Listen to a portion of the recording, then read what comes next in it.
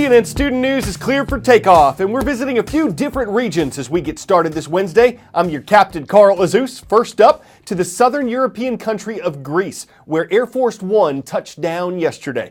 It's the first stop of Barack Obama's last international trip as U.S. president. From here, he'll be headed to the countries of Germany and Peru. And one thing he's certain to hear in every nation he visits, questions about his successor, U.S. President-elect Donald Trump, and American policies in the meantime.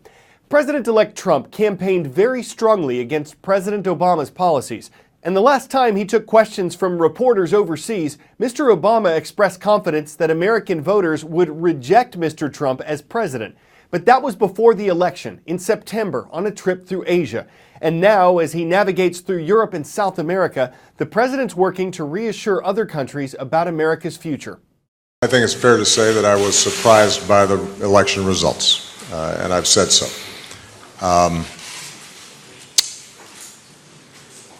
I still don't feel responsible for what the president-elect says or does, but I do feel a responsibility as President of the United States to make sure that I facilitate a good transition, and I present to him, as well as the American people, my best thinking, my best ideas about how you move the country forward. In Afghanistan, 4 Americans were recently killed at Bagram Airfield. That's the largest U.S. base in the southern Asian country. 2 U.S. troops and 2 U.S. contractors died in an explosion set off by an apparent suicide bomber. 17 other troops were wounded. The Taliban said it was responsible. That's the militant group that used to rule Afghanistan. The U.S. led a campaign to kick them out of power in 2001, but American troops and Taliban fighters are still part of a struggle that could determine who controls the country. It is America's longest war, the conflict in Afghanistan. It began 15 years ago after the September 11 terror attacks orchestrated by Osama bin Laden. The al-Qaeda leader was a guest and ally of Afghanistan's ruling Taliban in 2001. Less than a month later, U.S. warplanes attacked the Taliban, and after barely 6 weeks of airstrikes, the Taliban was on the run, abandoning Kabul to Afghan fighters allied with the U.S. I was here on the day 15 years ago when U.S.-backed rebels liberated the Afghan capital. It was a day of hope and euphoria coming on the back of a swift military victory. I did not expect it would lead to 15 years of constant war. In the years after their defeat, the Taliban regrouped and fought back against new Western-backed governments in Kabul. And now, in its 15th year, the war against the Taliban has cost at least 2,380 American lives, possible heat casualty, killed tens of thousands of Afghan civilians, and cost an estimated $780 billion U.S. taxpayer dollars. And yet Afghanistan was barely discussed during the recent U.S. presidential debates, though Donald Trump did say this to CNN in October 2015. I would leave the troops there begrudgingly. I'm not happy about it, I will tell you, but I would leave the troops there begrudgingly, yes. There are currently around 9,800 U.S. troops stationed in Afghanistan, as well as several thousand other foreign troops from the NATO military alliance. Most of the conflict is now being fought by Afghan security forces.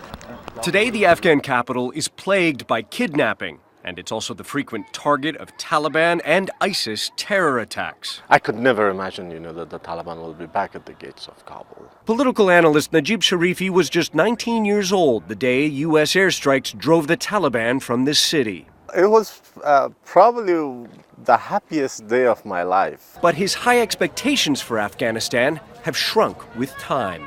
The assumption that Afghans had from the United States is the world's most powerful and richest country. It will come to Afghanistan and will rebuild Afghanistan.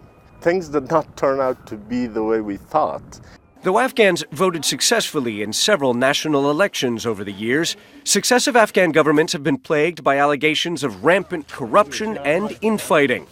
The last 15 years brought education for millions of girls, construction of highways, airports, and, for the first time, a national cell phone network. But many of these advances are now at risk.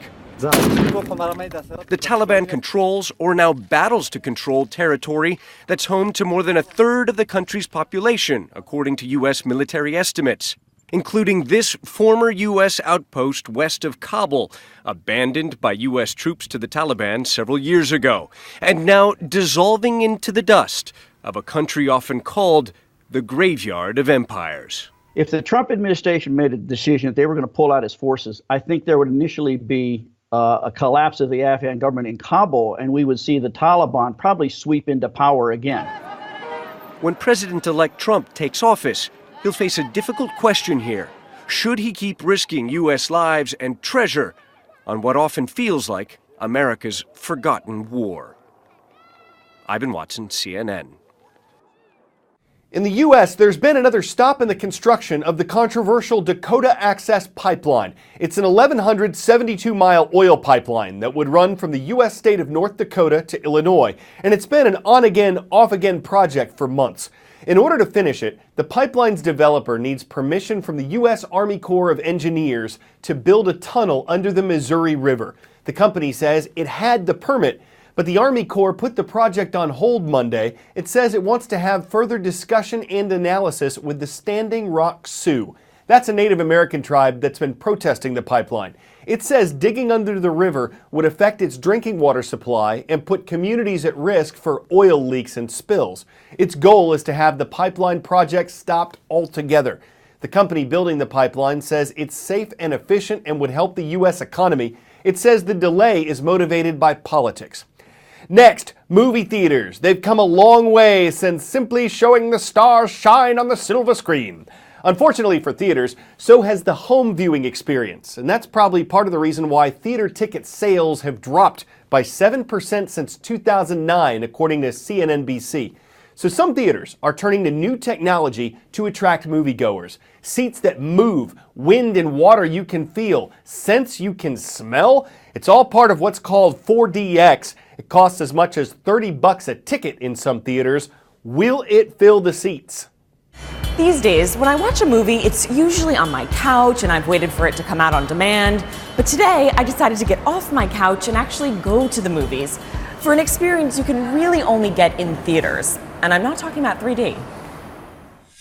Need to escape life for a few hours? The movies are an easy answer. I'm gonna load up the car. Okay.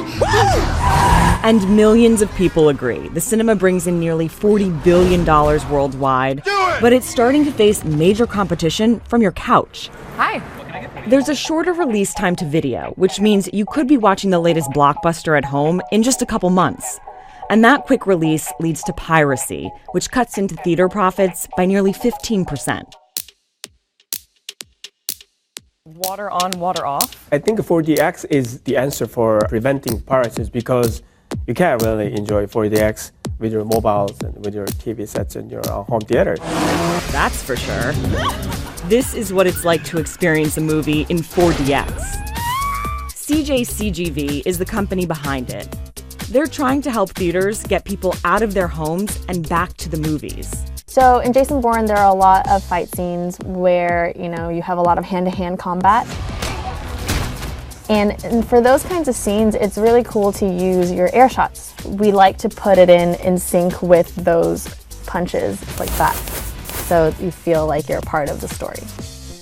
The technology was created in South Korea, but it's now made its way to the US. Big theater companies like Regal and AMC are spending up to $2 million per theater to bring this experience to their audiences.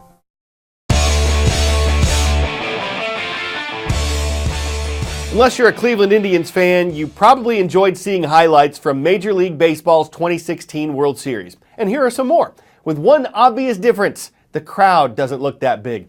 In fact, none of these players is as big as a real one. This fun Lego recreation of game highlights is courtesy of YouTubers The Four Monkeys. They did this using stop-motion video and, of course, lots of Legos. They had to distinguish between a balk and a block, and there was some blocking the plate. In the Lego League, every batter goes quietly. Even if they miss the ball, they still get a piece of it. And even if they win the series, it's always a rebuilding year. I'm Carl Azus, and we'll see you right back here tomorrow.